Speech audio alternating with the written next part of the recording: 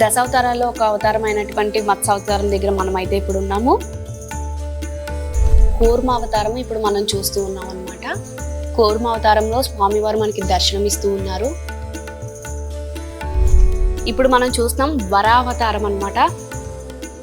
దశావతారాల్లో ఇదొక అవతారం, వరాహమూర్తి అవతారం. ఇప్పుడు మనం ఇంకో అవతారం చూస్తున్నాం, అదే నరసింహ అవతారం. నరసింహ రూపం ఉగ్ర రూపం కింద కూడా మారుతూ ఉంటారు కదా. సో నరసింహ అవతారం అన్నమాట. మనం ఇప్పుడు ఫస్ట్ ఫ్లోర్లో మొత్తం 4 అవతారాలను చూసాం మనం. ఇంకా 2 ఫ్లోర్లు ఉన్నాయి. ఆ 2 ఫ్లోర్లో కూడా దశావతారాలను మనం కంప్లీట్ చేద్దాం రండి. బ్లూ కలర్లో మనకి కనిపిస్తున్నాయి. ఇవన్నీ అద్దాలు అనమాట. మీకు ఇక్కడ నుంచి కనిపించకపోవచ్చు. అద్దాలతో మనకి బయట నుంచి వ్యూ బ్లూ కలర్లో కనిపిస్తూ ఉంటుంది. ఇప్పుడు మనం దశావతారాల్లో ఇంకొక అవతారమైన వామనావతారం దగ్గరికి వచ్చాము.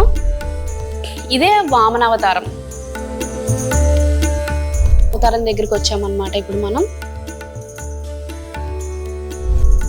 ఇది బలరామ అవతారం, ఇది కల్కి అవతారం.